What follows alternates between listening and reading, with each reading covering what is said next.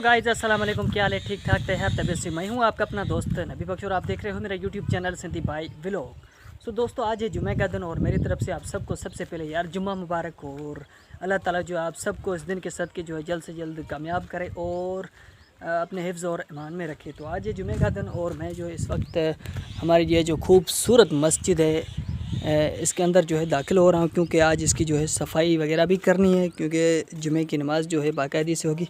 तो बिस्मिल्लाह का नाम पढ़कर गेट खोलता हूँ, लेकिन उससे पहले आप सबसे यार रिक्वेस्ट करता हूँ कि चैनल को सब्सक्राइब नहीं किया तो फटाफट से चैनल को भी सब्सक्राइब लाजमी कर दें।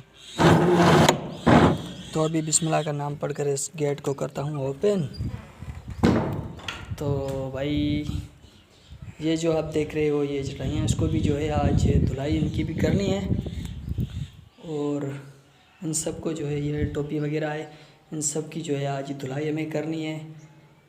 तो इंशाल्लाह उम्मीद है कि आज जो है आप सब जुमे की नमाज़ भी अदा करेंगे। और ये जो है हमारा एम्पलीफार्म है और ये जो माइक है इसको भी थोड़ा जो है प्रॉब्लम हो गई है, आवाज़ जो है सही नहीं आ रहा।